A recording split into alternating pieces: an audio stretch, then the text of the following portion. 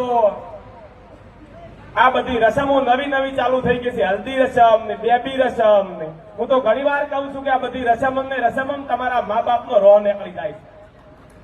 માટે લગ્નમાં ખરેખર ઘણી વાર આપણે જોતા હોય છે સાહેબ, 25 જણા આ બાજુથી મુહૂર્ત દોરાવા આવે, 25 જણા આ બાજુથી મુહૂર્ત દોરાવા આવે, 50,000 નો મંડપ વધાવવાનો અને સાહેબ સમયસર જોન લઈને ના જવાનું.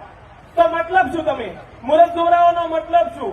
હું તો સમાજને એક જ વાત કરું છું કે તમારે છોકરાના લગ્ન કરવા હોય ને તો જયારે તમારા ખિસ્સામાં ભાર હોય ત્યારે લગ્ન કરો અને ખેતર ખાલી હોય ત્યારે લગ્ન કરો. કોઈના કહેવાથી લગ્ન મત કરો. અને જો અમૃત ઝોકડિયામાં પહેરવાથી કોઈ ફેર નહીં પડે. અમૃત ઝોકડિયામાં ઉઠીને કામ કરવું પડશે સાહેબ. સવારે વહેલા ઉઠવું પડશે. અને યુવાનોને કહું છું કે જો સવારે 5 વાગે પથારી ના છોડીને તો તમારી પથારી ફેરવવામાં તમે પોતે જવાબદાર છો.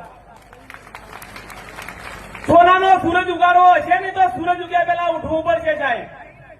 બીજી સમાજની હરોળમાં આપણે એમની ટીકા ટાપણી કરવાથી કોઈ મળવાનું નથી. બીજી સમાજ શું કરે છે એ જાણવું પડશે સાહેબ.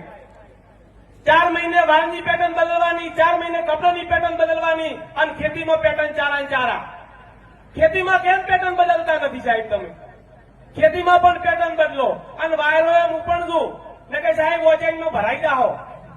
સમય સાથે ચાલો, સમય સાથે ચાલવું પડશે.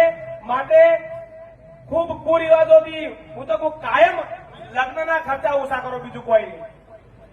એક દાડો ઉઘાડી ગાડીમાં જવાનું, બીજે દાડે ડિસ્કવર બાઇકમાં જવાનું.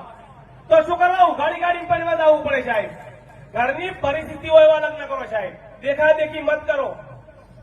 અને જો આજ તો બધા લગભગ કહેવાના જ છે સોના ચાંદીના ભાવ વધ્યા છે, તો હવે કંઈક સારા નિયમો કરજો જેથી કરી અને આ સમાજની જે જમીનો થોડા ઘણી છે ને એ અડવાણી ના મૂકો ને વેચવી ના પડે સાહેબ. દાગીના પહેરવાથી કોઈ ઓળખવાનું નથી.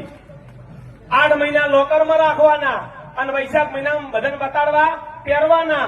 તો આના કરતા સારા વિચારો રાખો સાહેબ. તમારા